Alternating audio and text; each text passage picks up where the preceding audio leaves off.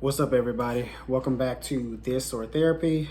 It's a show where I talk about anything that's on my mind and you can just listen.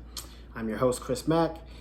In today's episode, we are going to talk about why Black people mistrust white people. Now, I know this is a sensitive topic and we've talked about it before.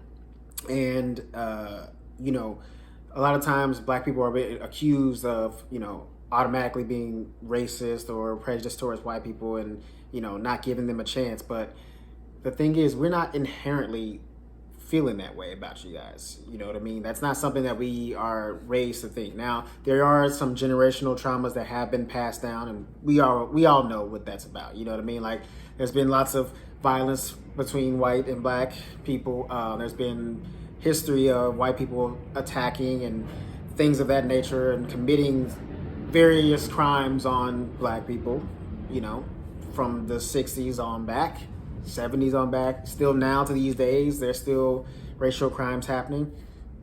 But we're not talking about that today. Here's the reason why I think a lot of Black people don't trust white people. It's because when we try to let you guys in, you kind of betray us. And what I mean by that is, we let you into our culture, we let you into, our way of life, and it backfires on us. For example, there's a YouTuber / TikToker in the Red Pill society or community. Her name is Pearl. Used to go by just Pearly Things, but now it's just Pearl, right?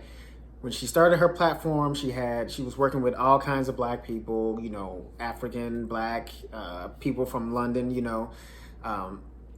she had a lot of, Black producers, other Black castmates on her channel, gave them their own shows and stuff like that.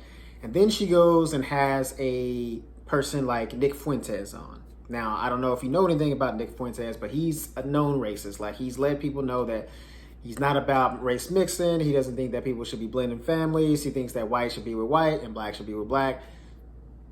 That's his stance. He's never changed it. And to a point where even on his show, he was talking to another person on the panel who was white and telling her that, she doesn't really represent Italians because she's dating a Black person. And Pearl said nothing. She let that slide. She let that rock.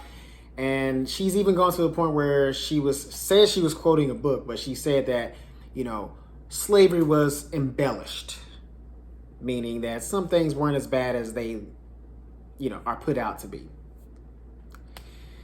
Again, when you're working with people of color, especially Black people, those are not things that you let happen on your show if you're trying to say that you're on our side, and those are not things that you say on a show if you're trying to say on our side. And this is countless things, right? Like, if we go back to the 90s, we had the show Living Single, Fox, Living Single, Martin, all these Black shows that, brought that network back.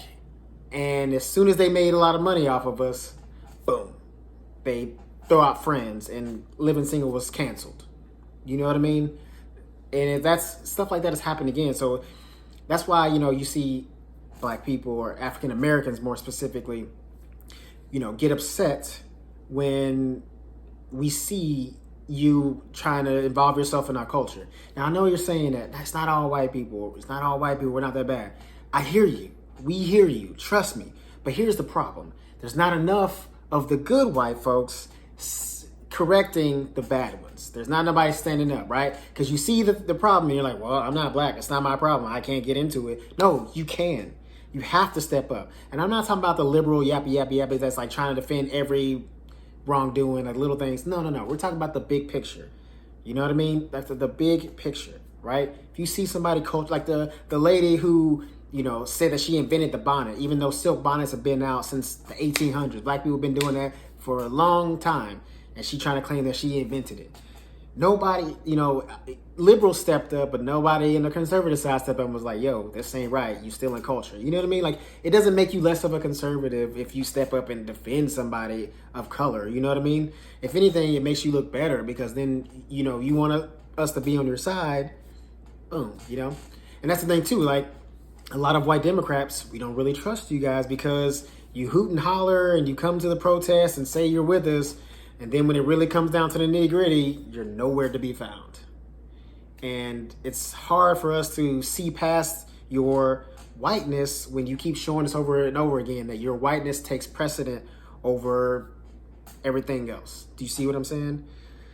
Again, I understand it's not all white people, but we need, for us to believe that you're really on our side, we need you to step up, and not just step up when it benefits you because you want to be down with the culture, but step up even when it doesn't benefit you. When you have to have those conversations at the dinner table that ain't so great, or have those conversations in public that ain't so great. Like, it's that kind of stuff that's going to let people know that you're actually one of the good ones and not just posturing, right? Because not being racist doesn't make you one of the good ones, right?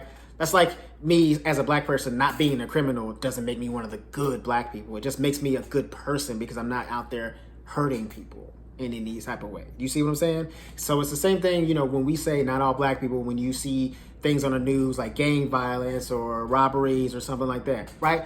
It's not all black people, but it still puts it in your mind that some of us do that. And when we don't step up and say anything, you look at us and say, and when I say you, I mean white people, you look at us and say, why aren't they saying anything? Why aren't they controlling? But we do, and we do. There's a lot of people speaking out when bad things happen in the black community, right?